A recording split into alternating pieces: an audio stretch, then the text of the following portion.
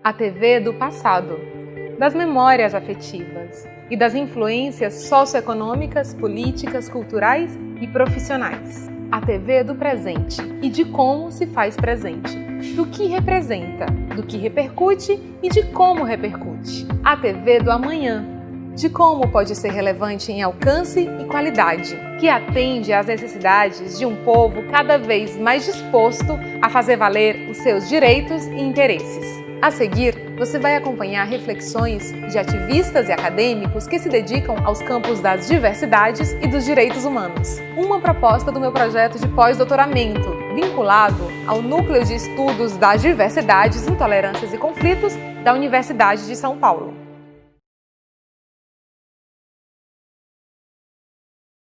Então, Negro F daria um livro, uma história muito longa, mas eu vou tentar resumir aqui em poucas palavras.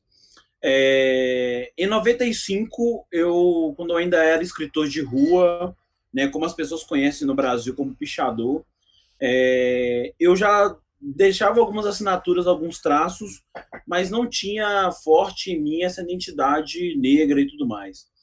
E no final de 96, quando eu conheci o hip hop e que foi apresentado para mim esse movimento, eu comecei a me encontrar nesse movimento.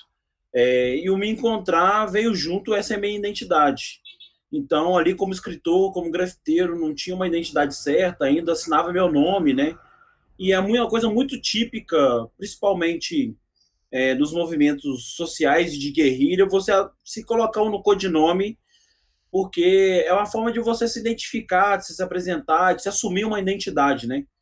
Eu até costumo dizer assim que foi quase um novo nascimento assim que eu tive. E aí, especificamente em 96, quando eu comecei a grafiteiro e assinar na rua, desde então eu trago esse nome, né? E aí isso tá em vogue muita coisa assim, né? Porque hoje eu consigo codificar isso, a minha identidade enquanto jovem, enquanto morador de periferia, enquanto quem, por sua vida quase toda, escutou que ser negro é feio. E aí trazer esse nome como um codinome, e até hoje, né, é muito estranho isso, quando eu chego para as pessoas me apresentam, meu nome é Negro F. As pessoas ainda têm essa dificuldade de assumir, falar que o outro é negro e de reconhecer a identidade negra do outro, né? Então, desde quando eu assumi esse nome e venho desde na época com grafite, ainda com grafite, depois com a música rap e hoje com os movimentos militantes, né, fazendo política pública do hip hop e tudo mais, Negro F se apresenta como mais uma pessoa que quer contribuir com a identidade negra e quer levar essa mensagem positiva para as pessoas. Porque, como eu disse, é ensinado para a gente que se assumir negro, que ser negro nesse país é pejorativo, né? É quem morre, é quem está assassinado, é quem, de alguma forma, é escravo. E eu quero reescrever essa história, dizer que ser negro é ser inteligente, é ser ousado, é ser educador, é ser professor, é ser pai, é ser uma pessoa que acredita nos seus sonhos e está aí plantando semente para que outros sonhos continuem florescendo nesse mundo, né?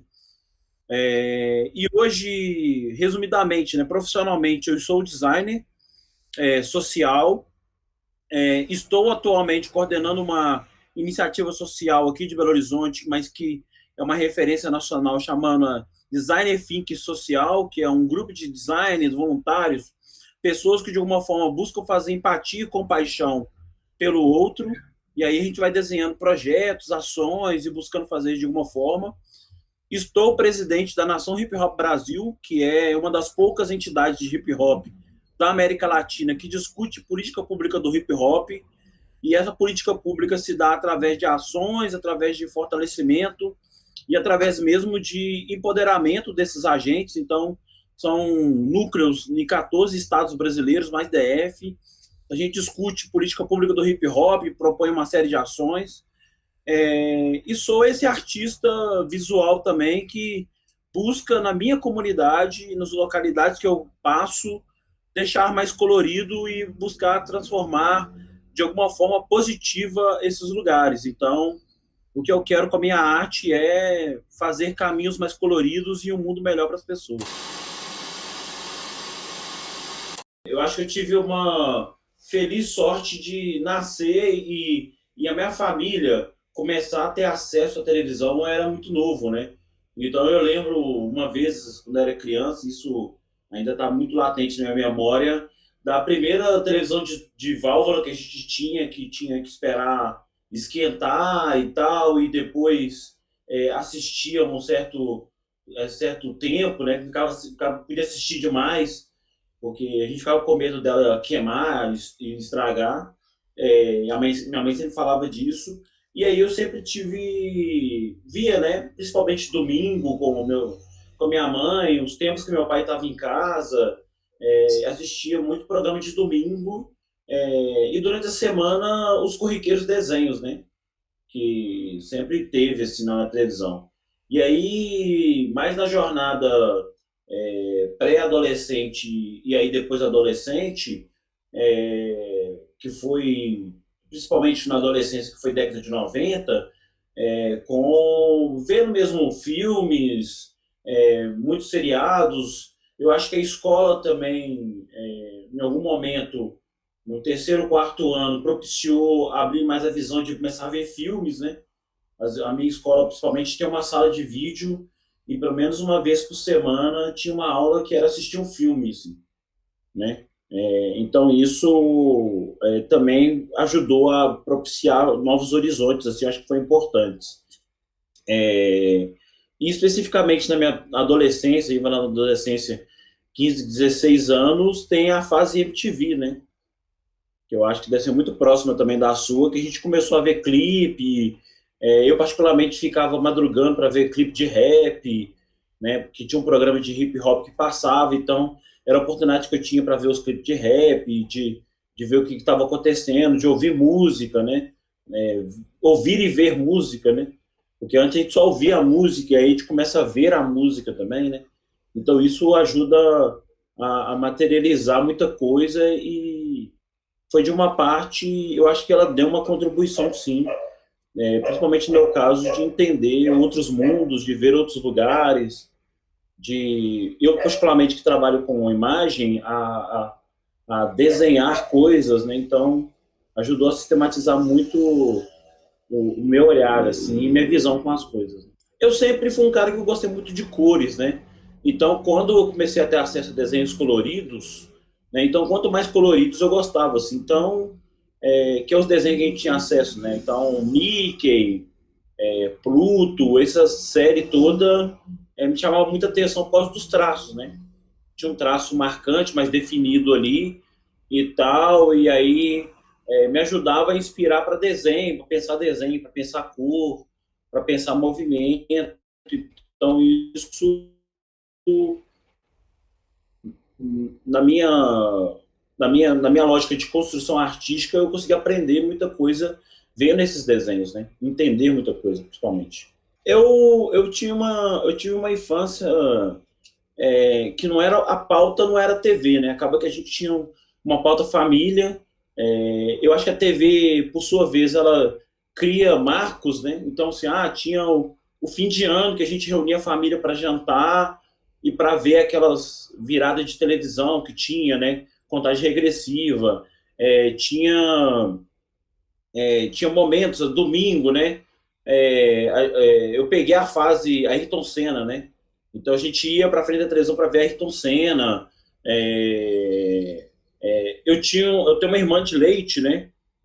Que ela era vidrada em Xuxa, então Xuxa era quase um negócio que, tipo assim, quando tava na casa dela tinha que ver Xuxa, porque ela tava vendo Xuxa, né? Minha irmã de leite, porque ela mora à parede e meia, então depois eu posso até contar mais detalhes, mas era uma irmã de leite que sempre ia para casa dela brincar e vice-versa, então e ela era vidrada com Xuxa, tinha todos os discos, essa coisa toda, então acaba que a gente via muito também e tal.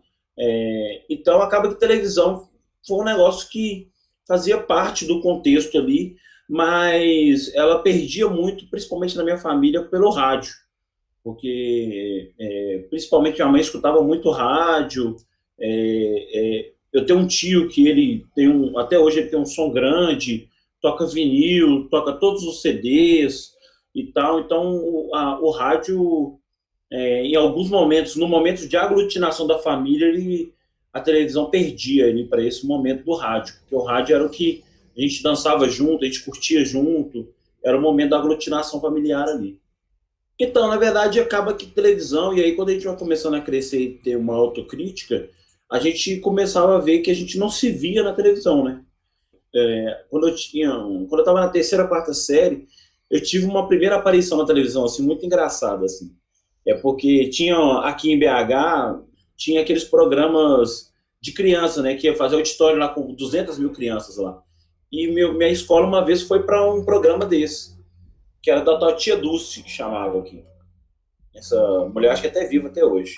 E era na TV Alterosa e tal. Então eu fui lá para esse programa. Então esse é um programa que eu via sempre, porque de vez em quando eles passavam uns reprises e eu ficava querendo me ver lá na televisão, né? E aí acaba que esses programas, principalmente infantis de auditório, a gente via que tinha essa coisa de criança, brincadeira e tal, mas a gente acaba que não se via porque os artistas, os apresentadores e essa questão toda, minha família principalmente sempre falou muito de questões raciais com a gente desde pequeno, sabe?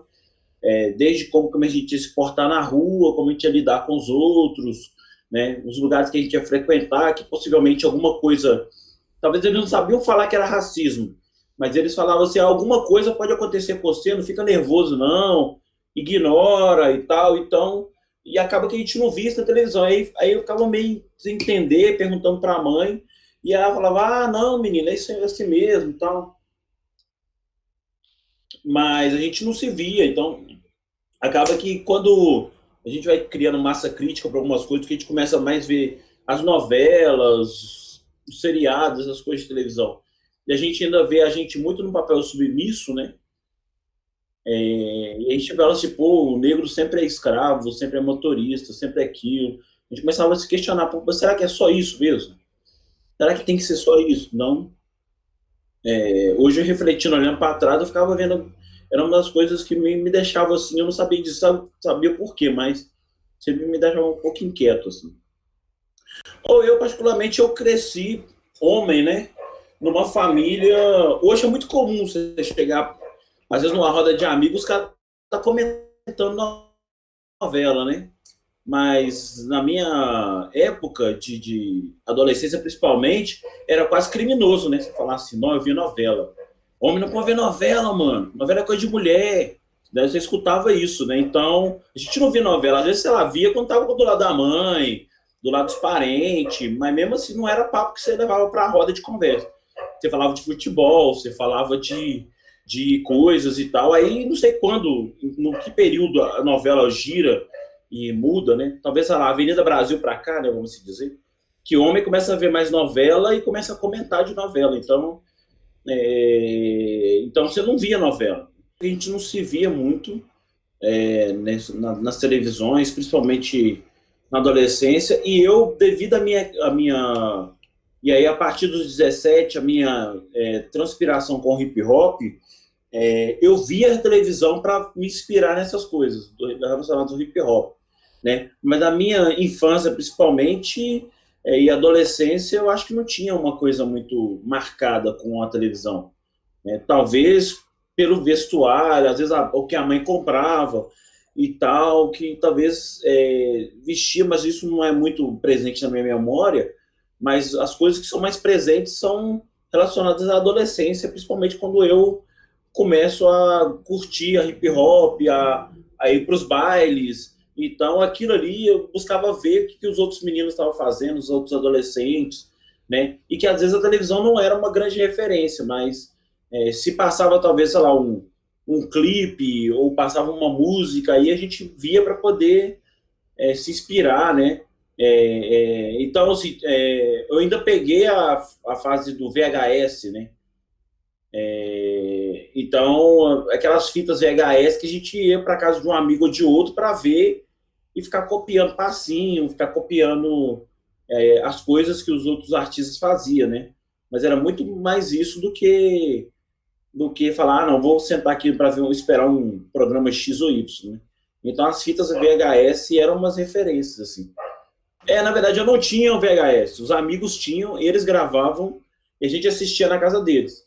E tinha um negócio muito engraçado antes no hip hop, que informação é um pouco poder, né? Então, o cara que tinha VHS com o passinho do Hammer, por exemplo, você poderia ver o passinho do Hammer na casa dele, com ele assistindo junto. Porque era a forma dele garantir que, tipo assim, você não vai fazer nada diferente do que ele não saiba para ele não fazer lá na barraquinha.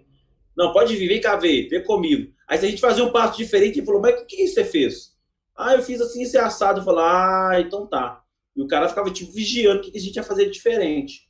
Era um pouco a disputa, né? Ele falava, não, eu sei mais passinho do que o outro e tal, eu sei mais coisa do que o outro. Então, era a forma do cara vigiar, talvez, ter acesso. Então, eram poucos amigos que tinham esses aparelhos de reprodução de VHS em casa, então com eles que a gente ia lá conversar, treinar os passinhos, bater papo, né? Então não eram todos os meninos, principalmente. Eu não tinha, sei lá, nem sei se eu lembro se eu tive VHS em casa.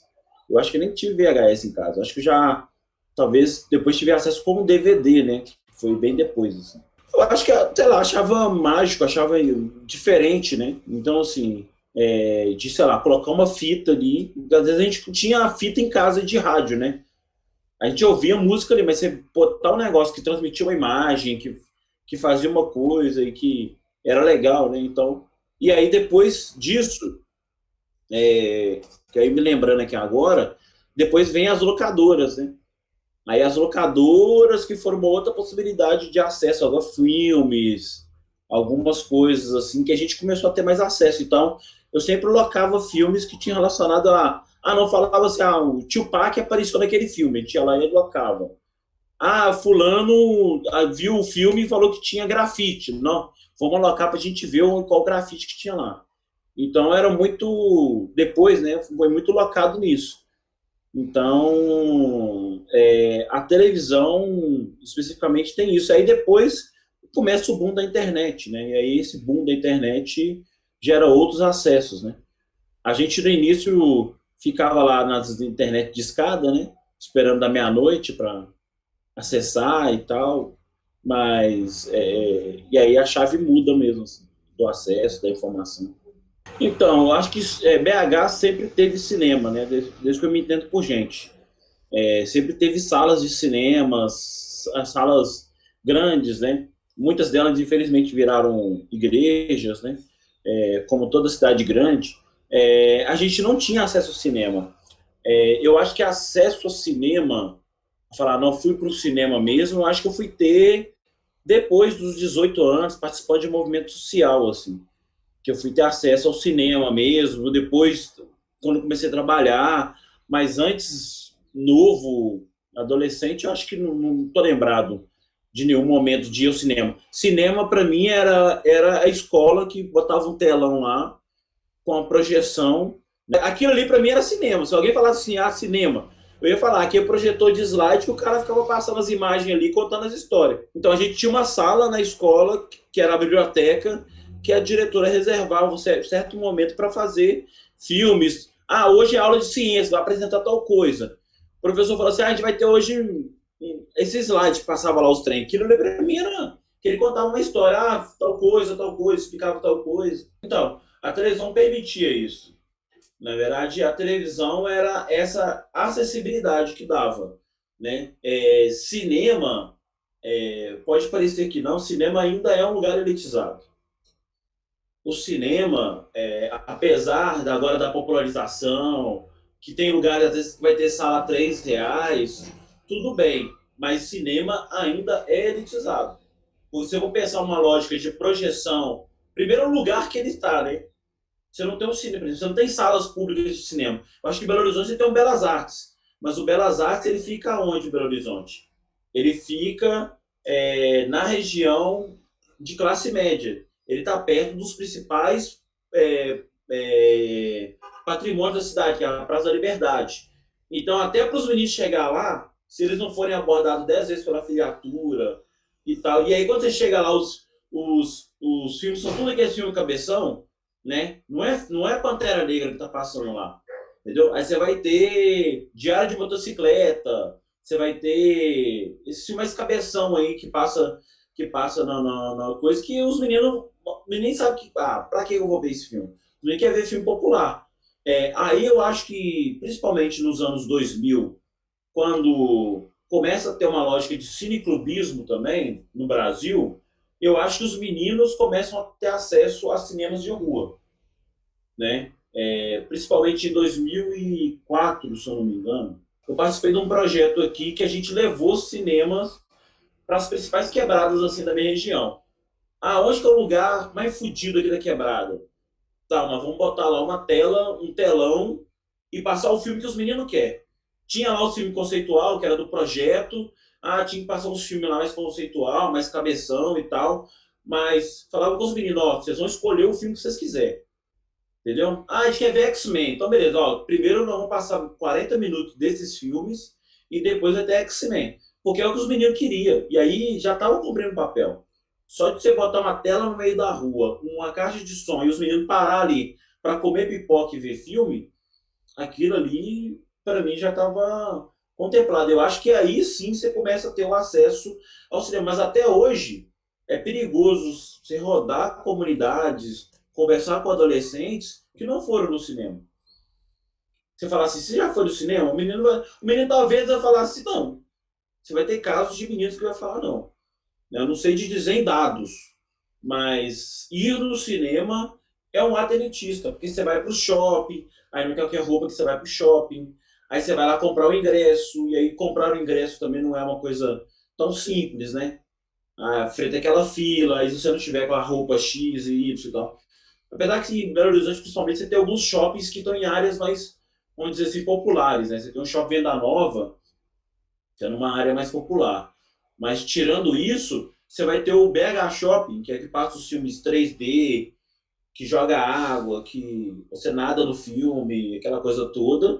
Mas você não vai ter isso lá na. Você vai ter os básicos dos básicos lá na Zona Norte. Então, você ainda tem aí uma elitização, né? A acessibilidade não é a mesma. Eu, particularmente, eu sou muito ruim com televisão.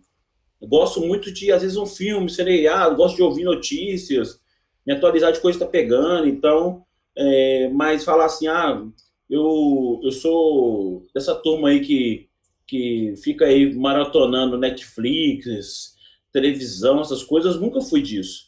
Eu gosto muito também de rua, né? Apesar de hoje eu estar um cara mais caseiro, mas eu sempre gosto de estar em rua, estar dando rolê, eu sempre gostei de ir para os lugares e conviver, né, com as coisas. Vejo TV em alguns momentos, ou para me informar de algum assunto, ou seja para começar o dia ou para terminar o dia, para poder se conectar do que está sendo discutido e tudo mais, né? Porque eu vejo TV porque, na verdade, eu gosto de ouvir muito áudio no carro. Então, como não estou escutando notícia no carro, eu vou para a TV. Em alguns casos, para ver algum filme, alguma coisa que me chama atenção. E nos últimos tempos eu tenho visto TV em alguns momentos para distração. Sabe aquele dia que você não quer pensar em nada, não quer fazer nada, não quer. Então você procura ver uns programinhas bobos para poder dar essa distraída, assim, né?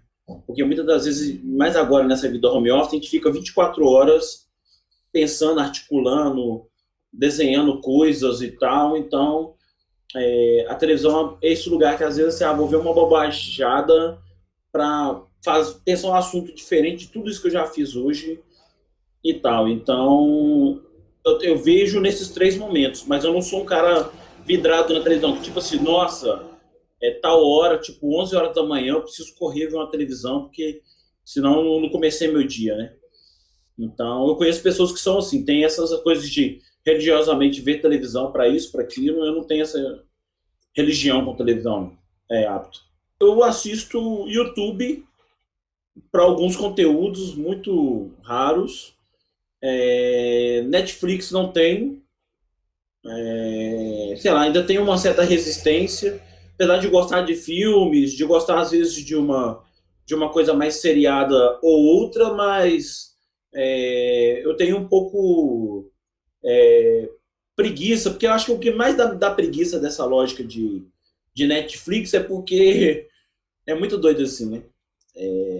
Você encontra principalmente com alguns amigos, aí o povo tá assim, você falou com o povo, você vê novela? O cara, não, odeio novela, esse negócio de novela, de filme de televisão, de Globo, ninguém merece e tal. Aí o cara é viciado no Walking Dead, o cara é viciado no sei o quê. Você fala, querido, você tá vendo novela, você só tá vendo uma outra forma de novela. Porque agora tem uma outra série. Outro dia eu vi o povo comentando aí que o povo tá vidrado na tal de série e tal. Falou, galera, vocês estão tudo novelando aí, né? E tal. Só mudou a plástica, né? É a mesma dinâmica. Então eu não, sei lá. A minha certa resistência é porque é isso. Eu tenho apesar de ter alguns vícios, mas eu sou muito resistente a ter alguns vícios, assim, de falar assim, nossa, eu vou fazer uma rotina de sentar e fazer tal coisa todo dia e tal, eu sou vidrado com tal coisa todo dia. Eu tenho uma certa resistência com esse tipo de coisa que parece que vicia a gente, sabe? A televisão, ela ainda acredito eu, né, e espero que continue assim, é o veículo que mais chega para as pessoas, assim. Apesar de hoje você ter uma juventude que está agora navegando muito na internet e com essa lógica agora da um monte de série, até porque também as pessoas estão, principalmente no momento que elas, apesar de tudo, elas ainda estão muito em casa, as pessoas ainda têm a televisão como uma referência, né? Então, pode acontecer tudo no mundo ou na internet, que se noticiar na televisão ou se passar na televisão, acho que ainda é um canal mais seguro e te gera mais acesso, porque existem comunidades que a internet não chega redondo, o sinal da televisão chega redondo, né? Então, as pessoas vão ter ali, principalmente aqui em Belo Horizonte, a Record chega, a Globo chega, né? O SBT chega, então não é à toa que a gente tem uma referência muito grande aqui da Globo e da Record em BH, porque ela chega em extremos e ela fala para uma realidade que é muito popular, né? Que chega mesmo para as pessoas das periferias, das favelas, bem ou mal. Tem uma coisa de uma lógica da cultura, vamos dizer, do seguinte, apesar de estar falando da violência, mas fala da comunidade. Então, assim, apesar desses programas aí de tiro, tá falando da violência, tá falando, mas fala daquela comunidade. Bem ou mal, as pessoas querem saber da sua comunidade, da sua realidade. Então, tá falando do tráfico, tá falando de violência, tá falando disso, mas tá falando de uma realidade que é delas, que elas vivenciam. Poderiam estar falando de outras realidades também. Mas quando aí em São Paulo, da Atena, ou aqui em BH, o Tramonte, fala, no Alto Veracruz morreu tantas pessoas, o baile funk, o tiro, a treta, não sei o quê, tá falando de uma realidade que as pessoas vivenciam. Bem ou mal, as pessoas se identificam com aquilo, porque é algo que está no cotidiano dela, e elas começam a dar audiência para aquilo, para ver. Nossa, é mesmo? Não aconteceu, eu não vi. Nossa, lá na Venda Nova também tá assim e tal. Então as pessoas começam, apesar de negativo, que é uma questão, uma onda de violência que eles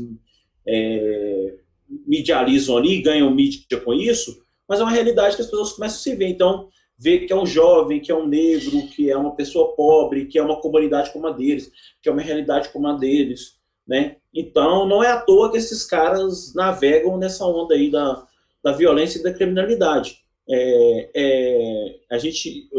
Teve uma vez que a gente estava fazendo uma discussão, a gente até brincou assim, que os jornais, esses jornais aí de você torce e sai sangue, eles devem vender muito mais quando eles saem lá na capa deles assim, matou tantos na favela tal. Eles até tem um extrato assim, falando assim, lá no Alto Veracruz está vendendo pouco. Vamos botar uma matéria de capa aqui lá do Alto Veracruz, porque nós vamos vender mais jornal lá. Ah, no tal lugar tá caindo audiência. Vamos fazer aqui uma matéria falando mal lá, ou pega lá um boletim de ocorrência lá e vamos fazer uma matéria sobre venda nova. Entendeu? Então os caras devem se basear nisso, com certeza, e isso gera audiência, gera dinheiro, gera credibilidade. A gente aqui em Belo Horizonte tem um deputado que teve 500 mil votos, só para você ter noção, que ele saiu dessas emissoras aí, entendeu? De sangue.com. Então, por aí você vai. Apesar de a gente ter hoje uma classe média que é mais politizada e que, de alguma forma, tenta ditar algumas regras e falar tudo mais, mas a massa ainda está muito influenciada pela televisão e é influenciada pela televisão. Então, por exemplo, se eu ligar agora para minha tia e perguntar para ela assim, o que ela acha da política, ela vai falar assim, porque eu vi ontem na televisão o pronunciamento, eu vi ontem na televisão tal notícia, né? Então, e se você for nos botecos da esquina, se você for em tais lugares, ou a pessoa leu um jornal desses populares de 50 centavos, ou a pessoa viu uma matéria na televisão que ela ficou, que ela foi sensibilizada. Então, eu acho que ao longo dos anos, ela influencia a política, e só nós aqui da massa mesmo, popular e tudo mais, que não entendeu isso.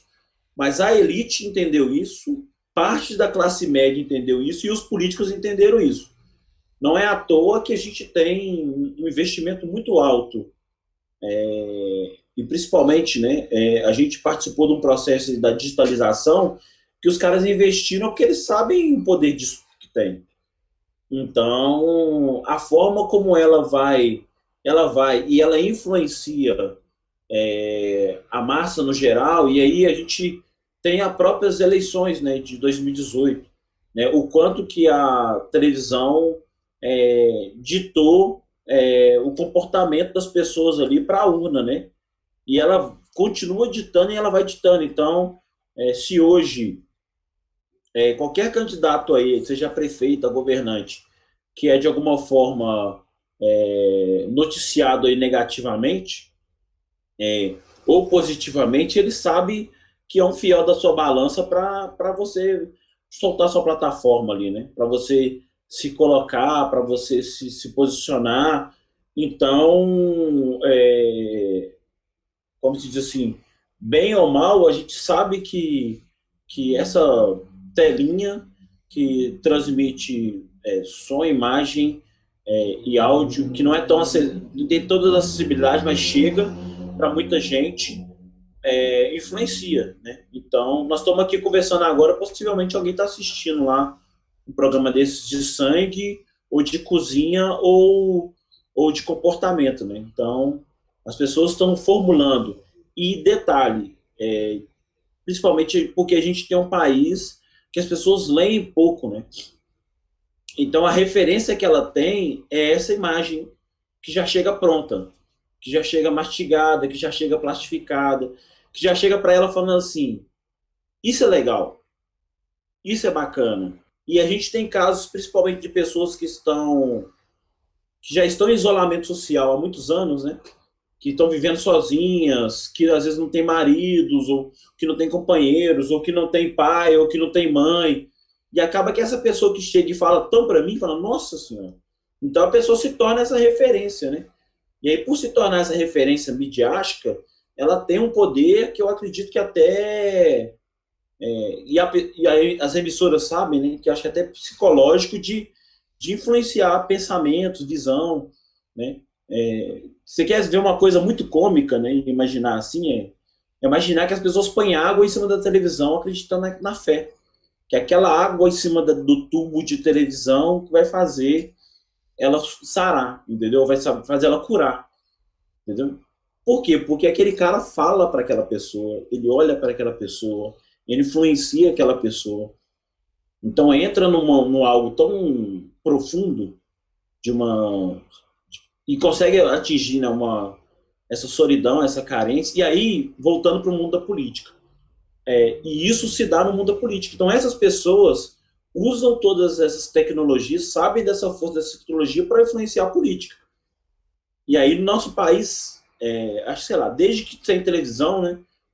Possivelmente você sabe isso, deve saber melhor disso que eu da história, a televisão sempre foi um instrumento, né, de ajudar a ditar esses momentos, a noticiar esses momentos, né, a de brifar esses momentos, falar, opa, tá aqui, ó, olha a tendência disso aqui, ó, né.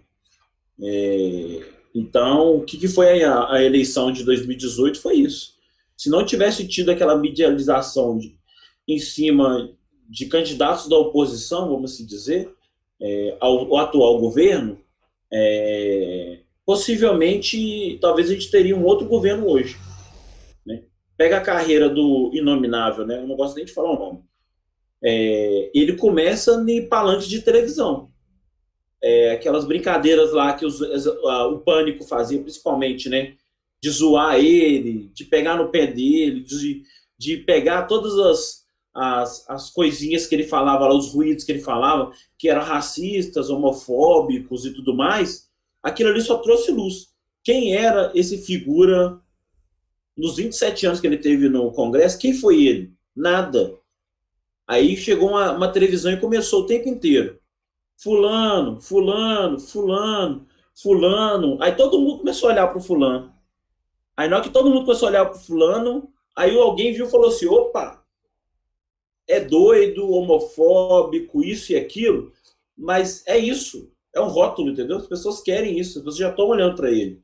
Entendeu? Então dá palanque para isso e pum, foi. E a gente está num momento de transição de mundo que isso, as pessoas estão tomando mais coragem de falar dos seus preconceitos e das suas opiniões que são avessas ao que o mundo está começando a tomar uma tendência diferenciada, né? Então, aquilo, assim. Então, da mesma forma como a gente se rebelou, começou a falar das coisas, começou a noticiar, a denunciar isso, esses caras também começaram a gritar. Que eles também não iam ficar sofrendo as nossas pressões populares e calados, né? Eles iam tomar coragem, é claro. Ou era coragem de falar ou coragem de nos matar em pólvora, né? Então, eles estão usando essas duas armas, as armas que eles têm. Eu ainda não gosto como a forma que a televisão aborda, principalmente os assuntos relacionados à identidade do nosso povo brasileiro, que é o povo negro, pobre, periférico, ou a forma como eles ainda trazem as informações. Porque muitas das vezes, eu acho que não sei dizer qual é a melhor fórmula, apesar de ser algo que é ainda, por ser efêmero, por ser muito rápido, e ainda mais agora com a concorrência da internet, o cara dá uma notícia que agora, daqui a um segundo ela pode mudar, pode virar outra coisa e tudo mais, porque a internet vai lá e rebate uma outra situação, mas eu acho que a televisão, nessa forma de construção da sua narrativa, ela ainda não é tão popularizada. Ela ainda é feita por poucos, por pessoas brancas, por pessoas da elite e por políticos que querem ditar regras. A gente está falando de algo que é público, né? Que é do povo. Então, não poderia ser algo que falasse, isso é da Rádio X ou da emissora X. Isso tinha que ser do povo. Então, por um lado, mesmo que fosse, sei lá, mano, tal horário podia ser o horário que o povo podia bastar lá na porta, falar assim, agora abre aqui para o povo fazer só o seu canal. Agora é o momento povo, entendeu? Gente, ó, você não pode, tipo, você está no horário comercial, não pode falar palavrão, não pode arrancar a roupa, e tá mais aqui, você quer falar a sua verdade, quer trazer a sua realidade, pô, tá aqui à disposição, entendeu? Usa a estrutura, eu não quero usar a estrutura, hoje, principalmente, você tem moleque aí de favela que tem um celular que ele faz transmissão da casa dele, libera aquele canal tal horários do dia pro povo transmitir a sua realidade, a sua verdade, né? Porque muitas das vezes os caras vão lá e falam assim, Alto Veracruz, aqui tem um... Aconteceu agora, né, no Complexo da Maré. É um bunker de bandidos. Aí eles tinham lá os dados que eram 100 bandidos que estavam ali vivendo na comunidade. Só que a comunidade era 40 mil pessoas. Então, assim, 100 pessoas se tornou um bunker de 40 mil. Então, esses outros 39.900 pessoas não eram nada em vistas aos 100 bandidos que estavam ali. Então, eles criam notícias, criam slogans sobre as comunidades que não é a realidade. E aí, essa comunidade não tem a tréplica de falar assim, não, olha aqui, nós somos assim, nós somos assado, aqui o Complexo da Maré, assim, o Alto Veracruz é assim, né? A gente vive essa realidade, a gente tá aqui desse jeito, ou a gente está precisando de ajuda para tal coisa, ou a gente está sofrendo. Existem outras violências que a gente sofre nas comunidades que não são noticiadas, por exemplo, né? Agora, principalmente agora com a pandemia, né? Acesso à saúde, acesso à educação, né? É um privilégio para um jovem hoje de comunidade ter uma mesa, uma cadeira, um computador e uma internet para estudar de casa. Isso é um privilégio, né? E aí, principalmente você que nasceu no interior, lá em Picos, os meninos devem estar, sabe lá como com a educação, né? Então, isso tudo são privilégios. E aí, falar que essas pessoas não têm não tem educação, não tem isso, não tem aquilo, porque elas foram negadas para elas acesso e são negadas para elas acesso. E aí a televisão poderia ser esse grande diferencial, né? A televisão deveria ser esse grande diferencial, né? Fica parecendo que a gente é velho, né? Mas assim, era, por exemplo, Telecurso 2000, né? Esses telecursos que tinham aí. Por exemplo, um negócio desse era para passar de 8 a meio-dia, entendeu? Não é 5 horas da manhã. Aí o menino que quer ver Telecurso 2000, ele vai ter que acordar 5 horas da manhã. Por que o Telecurso 2000 não passa de 8 a meio-dia ou de 1 a 5? Né? Agora, principalmente agora que está com pandemia, que ninguém pode sair de casa e tal, não, vamos botar o telecurso, de vez de botar lá aquele Sessão da Tarde horroroso, fica lá passando aqueles programas lá da vizinha bateu na vizinha, que pegou a vizinha, que bateu na vizinha, ou então esses programas de mata ou morre, matou, morreu, prendeu, põe lá um telecurso lá para o povo estudar, entendeu? A televisão poderia ter um outro papel na nossa sociedade para ajudar a ser uma sociedade melhor. Eu acho que para minha vida ela não é tão relevante, mas para a sociedade brasileira ela é relevante porque eu não posso falar do meu privilégio que eu tenho de acessar a internet ou de buscar informação de outras formas. Para algumas pessoas, a televisão ainda é a única janelinha que ela tem para o mundo. Então, essa janelinha é o que faz as pessoas a terem informações, a comunicação, a ter diálogo com o mundo, né? Então, as pessoas... tem gente, por exemplo, que a gente está conversando aqui agora, está no asilo. Tem gente que, por exemplo, que está preso, recluso da sua liberdade. Tem gente que às vezes está acamado no hospital. Então, onde que ela tem informação ali, tem a visão e tem às vezes um conteúdo até mesmo de entretenimento, é a televisão. Então, eu não posso falar assim que a televisão é um lixo, acaba com isso. Não, acho que ela precisa melhorar. É isso. Eu acho que tem, não é que vejo mais, eu acho que tem algumas concessões, porque os grupos ainda continuam aparecendo de forma pejorativas. Se você pegar o extrato no geral, qual que é as grandes formas, quais os maiores picos que o povo pobre, negro e que é excluso da televisão aparece, ainda de forma pejorativa. Acho que agora a gente tem algumas maquiagens boas, assim, que eu acho que as pessoas cumprem papéis importantes. Maju cumpre um papel importante, aquele cara da Globo News lá cumpre um papel importante, mas são maquiagens que eles estão fazendo para poder falar que é legalzinho com a gente, entendeu? Mas no enredo, se você pensar no pano de fundo, a gente ainda aparece como como forma pejorativa, seja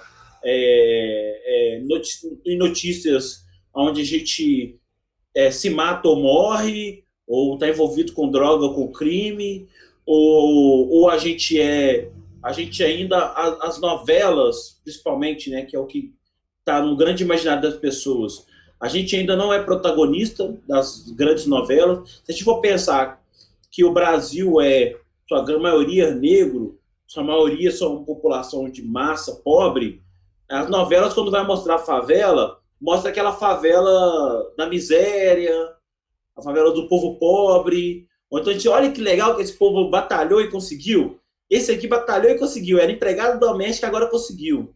Entendeu? Então, ainda essas coisas muito ligadas à lógica neoliberalista da coisa. Entendeu? Então, reproduz uma lógica de, tipo assim, ter poder e estar. Entendeu? Então, se você tiver, você vai ter poder. Se você tiver poder, você vai estar. E tem uma lógica que eu acho que é perversa na nossa televisão e na nossa sociedade, que é dos heróis, né? Então, tipo assim, fulano conseguiu, né? Fulano é o herói e tal. Então, Neymar conseguiu, gente. A menina era pobre, aí você vê. Aí ele conseguiu. Aí a mesma coisa vai ser daqui a pouco a Major, você vê. Ela era pobre, não tinha nada, e ela conseguiu. Aí começa a fazer essas lógicas dos heróis, que se você conseguir, você batalhar, você vai chegar. E isso é cruel. Falando numa sociedade onde não é universal a educação, não é universal o acesso, não são colocados com dignidade, porque, por um lado, eu vou num ponto, assim, quem escreve as histórias? Quem financia as histórias? Quem está por trás ali que noticia as histórias? Então, enquanto esse povo só entrar ainda na forma ilustrativa, não for elas, por exemplo, não dá para contar uma história de um pessoal, de uma pessoa LGBT, se não for um roteirista LGBT. Não dá para contar uma história de uma população negra se o roteirista não for negro, e se o financiador não for negro, e se quem vincular não for negro, né? E aí eu estou falando que não é só sensível à causa, que aí agora tem um discurso, né? Não, eu sou super sensível à causa, olha aqui, eu botei uma atriz negra, não, eu chamei uma pessoa negra para participar aqui do meu filme, do meu vídeo, da exibição, né? Então teve um caso muito recente agora da própria Globo, né? Fez um debate sobre racismo, não tinha nem negro. Aí a internet foi para cima, aí eles fizeram um debate sobre racismo só com negros. Não, legal pra caramba. Aí negro só pode falar de racismo, né? E tal. Então, assim, aí a gente não tá também, isso é uma outra coisa, assim. A gente não tá frequente no cotidiano das coisas. A gente é chamado para falar não, beleza, para falar de racismo você serve, né? Para falar de diversidade você serve. Mas para discutir a grade programativa no CIVO, para poder propor o que vai ser diferente ali no CIVO, na hora de decidir o investimento, nós recebemos aqui um investimento de 1 milhão. Vai investir no quê? Vai investir na novela com a Thaís de Araújo protagonista ou com a Grazi Massafera? Eu não estou lá na hora da decisão. Não sou eu que decido isso. Né? Então, esses momentos que a gente precisa estar. E quando a gente não estiver nesses lugares de definir dinheiro, definir decisão e definir futuro, que nós estamos aqui discutindo agora, esses caras já estão pensando. A próxima eleição, a eleição presidencial, e pensando o futuro do Brasil daqui a 30 anos. Os caras já estão discutindo isso. Enquanto a gente não estiver nesse lugar, nessa cúpula, a gente só vai ser a massa. Não é à toa que eles são chamados de massa, né? Não é à toa que a gente é a massa. A gente vai meio tocando boi. Eu acho que a gente tem tido alguns rompimentos interessantes. Pessoas que têm se colocado de forma interessante, movimentos interessantes. Mas a gente ainda está muito aquém do que a gente precisa chegar. Espero eu ver coisas que vão, de alguma forma, ser revolucionárias. Eu acho que a gente teve momentos interessantes, mas não revoluções. Né? Eu acho que a Maju é um movimento interessante, Leci Brandão, na política, é um movimento interessante. É, Joaquim Barbosa são movimentos interessantes. Acho que na sociedade, no geral, a gente tem movimentos interessantes, mas a gente ainda não tem grandes revoluções. Eu acho que revoluções a gente vai ter exemplo. Né, outro dia eu estava, sei lá, não sei onde que eu estava vendo vários canais do mundo e tal, e aí eu coloquei no canal de Angola, e estava passando uma novela de Angola. Aquilo mexeu tanto comigo que a novela era assim, 99% negros. Desde o cara da padaria ao papel principal, a quem estava falando, e aí na hora do intervalo, o jornal aparecia o negro. Quando eu vi aquilo ali, eu falei, gente, pelo amor de Deus, tinha que ser canal aberto em Belo Horizonte, no Brasil, entendeu? Porque aí as pessoas vão começar a se ver e falar assim, não, beleza, dá para ser, dá para ter, entendeu? Então, nesse país que a gente não se vê, que a gente não se reconhece, e aí faz parte do que a gente estava falando no início, do plano político estratégico, né? Você dá umas migalhas, você cria alguns espaços, as pessoas acham que, não, beleza, tá ganho, né? Nossa, Maju chegou, ótimo, beleza, Maju. Mas aí, o Jornal da Manhã não é a Maju, o Jornal do Meio-Dia não é a Maju, o encontro não é com a Maju, né, com a Fátima Bernardes. Aí a sessão da tarde não passa Pantera Negra, né? Vai passar os irmãos não sei o quê, né? Que é dois branco, louro, não sei o quê, tananã, tananã. Aí o Jornal das 6 horas é a mesma coisa, e assim vai.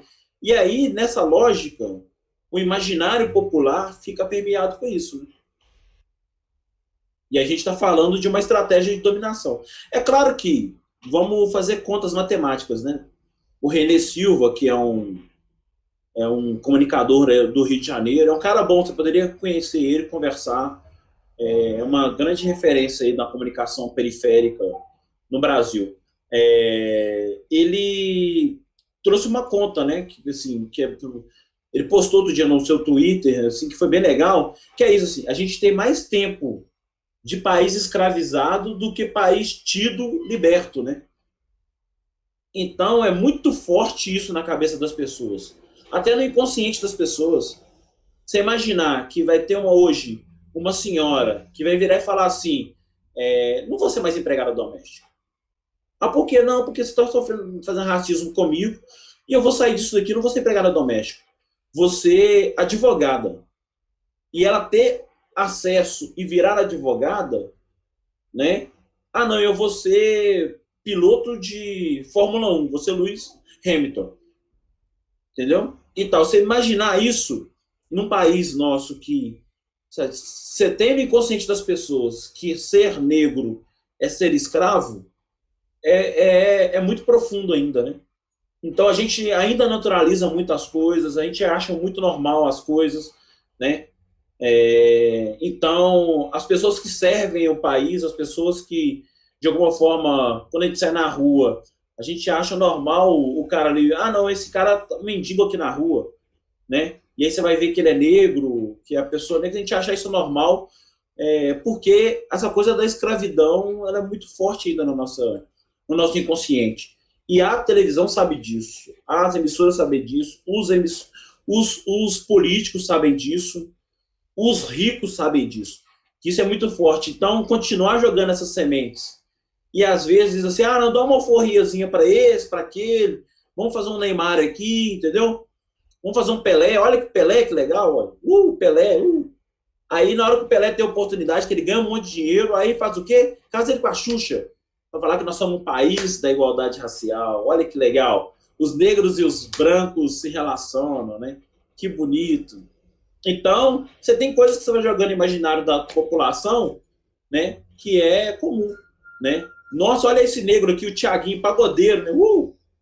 Né? O negro pagodeiro serve, né? Mas ninguém pegou um exemplo aí de São Paulo, né? O Netinho que começou pagodeiro, mas depois foi na ascensão política, tentou para o Senado e aí não conseguiu acessar, né? Aí o Suplicy virou senador, mas o Netinho não. Ah, não, o Suplicy, né? Tá, beleza. Por que não foi o Netinho? Né? O Suplicy já é político velho aí, de 1000 anos. Se ele ganhasse pro Senado ou não, ele ia continuar político, continuar rico, continuar Suplicy. Né? O Netinho não, tadinho. Acabou quase na miséria agora que tá voltando com um programa de televisão, aí, acho na Rede TV e tal. Mas é isso, assim. Aí você tem esses boicotes, né? Na população negra, ou não acesso à população negra, que é fato, né? Vamos pensar um outro caso, mais presente no nosso cotidiano. O que aconteceu com Joaquim Barbosa, que ele saiu do jurídico, né? O que aconteceu? Existe um bastidor aí que ele saiu da cena política, não foi à toa. Política, jurídica e tal, não foi à toa. Alguma coisa aconteceu nos bastidores aí, que só ele daqui a pouco um dia vai ter coragem de contar, que é forte, que era um cara, primeiro, promissor a ser o cara do jurídico e promissor a ser candidato à presidência. Aí ele sai do jogo assim de uma hora para outra. Alguma coisa aconteceu. Entendeu? Alguma coisa de bastidor aí que alguém chegou e falou assim: ó, ou você fica quieto, ou você vai virar um terrorista, vai explodir no alto aí, morrer, ou você vai sumir. Alguma coisa não aconteceu. Né? E era um cara que estava se tornando referência. Eu aposto que eu sei que vários jovens negros começaram a falar assim: nossa, eu quero ser um Joaquim Barbosa, eu quero ser um Joaquim Barbosa. E aí os caras falam: aí, opa, tira esse cara daqui, que já tá demais. Né? E é assim com a história de vários negros no Brasil, né, no mundo. A televisão que temos não é a televisão que queremos. Por quê?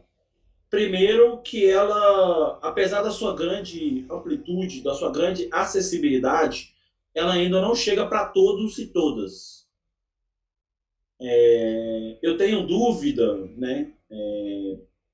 Principalmente eu pude presenciar isso de perto, se a mesma televisão chega para todos, em todos os lugares, em todos os lares. Porque a gente ainda tem, a gente está num país que ele tem um relevo muito atípico, né? E aí eu pude ver isso de perto. Uma coisa é você falar de televisão na zona sul de Belo Horizonte, que tá o cara que está lá no alto do Mangabeiras, que está debaixo da antena. Outra coisa é você falar de uma comunidade, por exemplo, como o Taquaril, que está no mesmo morro, mas só que o relevo não faz com que aquela casa lá na rua tal não acesse a mesma televisão. E aí nós estamos falando de televisão e televisões, né? Porque a televisão de canal aberto, ela tem limitações de conteúdo e de proposições que ela é plastificada para aquilo, né?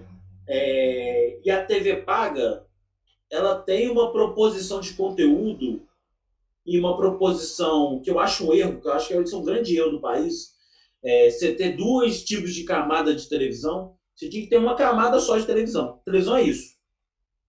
Outra coisa chamasse um outro trem. Não tinha que ser televisão, tinha que ser um outro trem. Igual lá, sei lá, a internet, vai chamar outra coisa. Entendeu? Porque as pessoas pagassem caro por isso. Porque se falar de televisão e se falar de espectro que está sendo ocupado,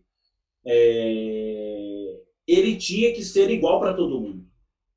E aí, igual é de informação, de entretenimento e de oportunidade de diálogo. Né? Então, tive essa feliz oportunidade de participar desse processo da digitalização e eu sei da potência que se tem uma televisão interativa. E aí eu estou falando de interativa que eu acho que é de acessibilidade. Porque para nós, meros mortais que enxergam e que ouvem, na sua proporcionalidade bem, a gente está falando de uma população e falando de algo que é público. Tem pessoas que não enxergam, tem pessoas que precisam de acessibilidade, que não estão tendo acesso ao mesmo conteúdo da mesma forma como poderiam ter. E isso eu acho isso criminoso. Porque você está falando de algo que é para todo mundo e que não é da mesma qualidade. Assim.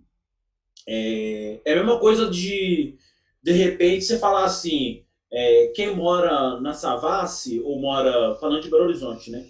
Savassi no Mangabeiras, vai respirar um ar com menos CO2. Aí quem mora no Taquaril e na Pedreira vai respirar um ar com mais CO2. É a mesma coisa que criasse bolhas, né? E eu acho que a televisão pública e que é paga, e aí tô falando canal aberto e canal fechado, ela cria essas bolhas. Ela dá dosagens de venenos para uns e dosagem de veneno para outros. Né? E aí trazendo de veneno é uma coisa que algumas pessoas comessem agrotóxico e falam assim, não, você pode comer um agrotóxico aí que tá de boa, e outros falam, não, você vai comer um negocinho agrotóxico, porque você mora na Zona Sul, aí você paga por uma comida sem agrotóxico. Né? Então, eu acho isso criminoso. Falando de algo que é informação, entretenimento e cultura para uma população. Né? É um pouco isso. Sendo a grosso modo, dizendo assim, primeiro acabar com essa lógica de concessão dos grandes poderes aí. Primeira coisa era, tipo assim, acabou esse negócio de concessão de Globo, concessão de Record, de Band, de SBT, de não sei quem, de igreja tal. Não, vamos pegar por aí, né? Vamos pegar pela religião, né? Quantos canais de religiosos você tem? Quantos canais de outras religiões você tem? Já começa daí. Se for pensar assim, então beleza, vamos abrir para todos os grupos. Se a Igreja Católica abrir um canal, os evangélicos, os budas, a matriz africana, todo mundo vai ter um canal igual. Mas quem banca, quem é dinheiro falando, não quer saber, estou falando de concessão pública. Né? Então, se o cara quer bancar uma emissora, ele tem que bancar uma emissora com diversidade. É emissora religiosa, não sei o que e tal. Não tem que ser religiosa para uma vertente religiosa. E aí vamos para a vertente política. Também não tem que ser para uma vertente política. Apesar de não gostar dos caras, mas tinha que ter o espaço dos caras lá que falam as merdas deles. Fala lá, entendeu? Mas tinha que ser homogêneo para todo mundo. Né? Se o PT tem uma hora, a Unidade Popular tem uma hora, o PSDB tem uma hora, o PSL tem uma hora, o Avante tem uma hora, todos os partidos têm uma hora de televisão. Né? Se é jornal, tinha que ser uma hora para todos. Pessoas não têm estrutura, não sei o quê. Nós estamos falando de algo que as pessoas ganham muito dinheiro com isso. Não estou falando de algo que é trabalho voluntário. Uma coisa é falar assim, não, um trabalho voluntário, a Globo se mata, né, para poder manter essa programação. Ela não se mata, ela ganha muito dinheiro. E se ela ganha muito dinheiro, ela não devolve esse muito de dinheiro que ela ganha.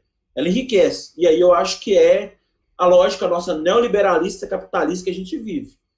Então, acho que a primeira coisa era mudar essa lógica neoliberalista capitalista com a TV pública no país. O telejornal para todos a mesma hora que você tem uma voz jornalística ali, contando um fato, essas mesmas vozes, elas poderiam vir de outros olhares e vir de dentro. Então, por exemplo, eu estou dando uma matéria sobre o Alto Veracruz. Estou noticiando lá que o Alto Veracruz teve um problema lá no posto de saúde e tal.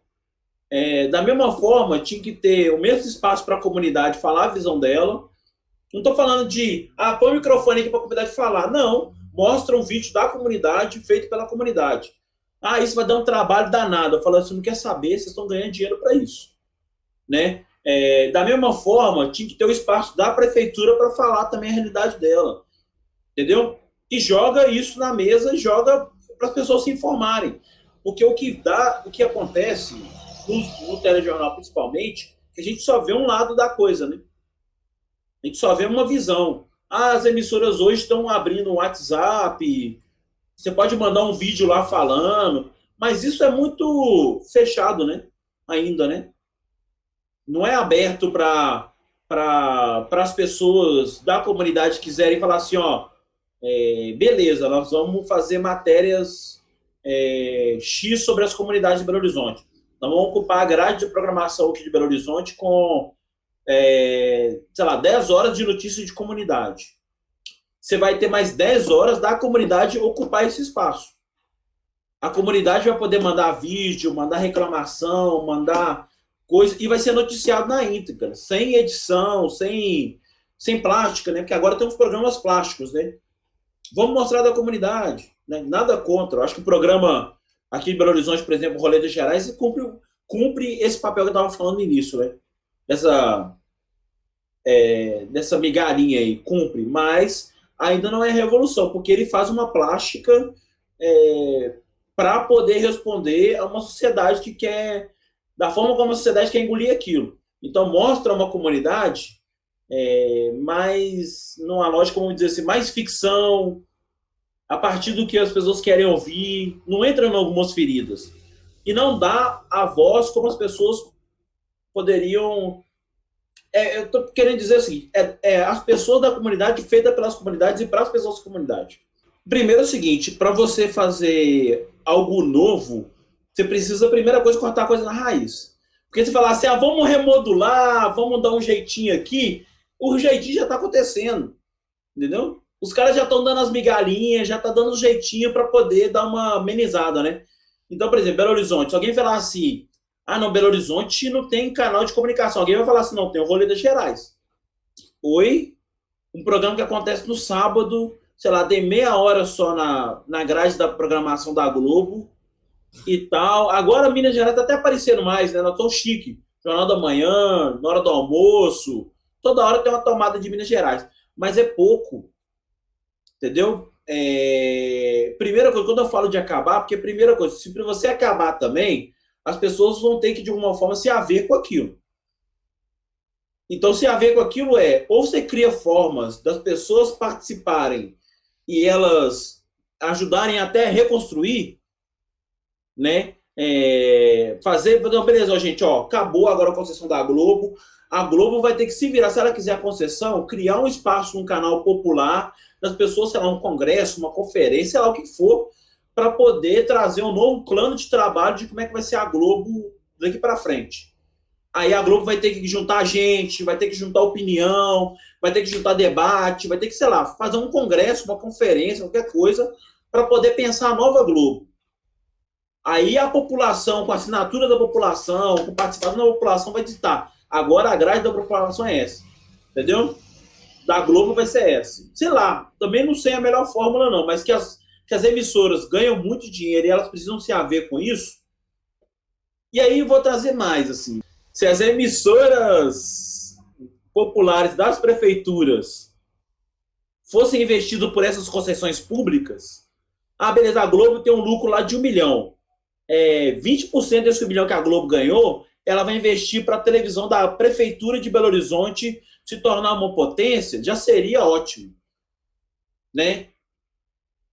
Uma contrapartida... Aí eu não vou nem dizer contrapartida. Eu vou dizer assim, uma dívida pública ela tinha que pagar. Porque contrapartida que eu pensei que ela tá fazendo boazinha, sabe? E esse número de contrapartida virou um negócio meio jargão, assim, você é obrigado a dar uma partida. Aí o cara vai lá e faz de bonzinho. Não tá fazendo de bonzinho. Ele já usa uma concessão pública. Ele já tem um lucro com a concessão pública. Ele tem que devolver isso para a sociedade. Ele tem que dar. Ponto, acabou. E aí a televisão da prefeitura tinha que ser top igual a Globo. Entendeu? Aí tudo bem que aí a televisão da prefeitura de Belo Horizonte poderia ser toda diversa, toda construída coletivamente e tal. Vamos pensar assim, o que é a TV lá do governo, a TV Brasil do governo lá? Né? Ela poderia ser top, né? De programação diversidade, podia ter o povo falando ali o tempo inteiro, poderia passar no canal aberto para todo mundo, entendeu? Aquela televisão ali tinha que ser assim, a pessoa ligou a televisão, aparece a televisão do governo, que é assim lá na Venezuela, né? Você tem, o que a gente tem de Globo aqui, que aparece no primeiro canal Record, é a TV Sul lá de... Por isso que eles batem tanto na TV Sul lá. Porque a TV Sul é popular. Então, primeiro que não seria do Negro F, seria do povo brasileiro, da nossa nação hispânica, latino-americana e tal. Seria do povo. Aí, o formato, o povo que ia decidir. É difícil falar, porque a minha visão ainda vai ser de um homem hétero, de um homem criado com todos os seus machismos, seus preconceitos. Eu prefiro não dizer e prefiro que algo que a população vai construir junto. E que a gente vai errar, e que a gente vai fazer ruim, que a gente vai fazer certo, que a gente vai fazer ruim. Mas a gente vai fazer. As pessoas vão fazer juntos. Entendeu? E aí o que tiver ruim lá, elas vão junto consertar. E aí tinha que ser isso, assim. Ser algo que vai ser autossustentável, que qualquer lucro vai ser voltado para poder fortalecer a própria televisão, a própria população, e que na hora que estiver tendo muito lucro, nós vamos investir dinheiro lá na comunidade e tal, nós vamos fazer com o dinheiro, faça chegar o sinal até uma comunidade quilombola, que não pega televisão, nós vamos investir em televisão para chegar lá na comunidade quilombola. É isso, a televisão serviria para poder gerar lucro, para fortalecer a população, e a população ia fazer o canal, ia fazer a dinâmica, né? Sei lá, não teria formato. Devolvam a televisão para o povo brasileiro. Eu ia falar isso para eles, devolvam a televisão para o povo brasileiro. A televisão não é sua, a televisão não é de grupos, a televisão é do povo brasileiro. E aí, peguem todo o seu lucro, todas as suas riquezas, todo o seu patrimônio, invistam no povo brasileiro. O povo precisa ser ouvido, o povo precisa ter voz, o povo precisa estar lá dentro. E aí, estar lá dentro, eu não sei a melhor forma, eu não sei a melhor dinâmica, mas o povo precisa estar lá dentro. E aí, já começando daí, porque não existe a televisão da Globo, a televisão da Record, a televisão da Band, a televisão do grupo X ou Y. Tinha que ser a televisão do povo brasileiro. É isso.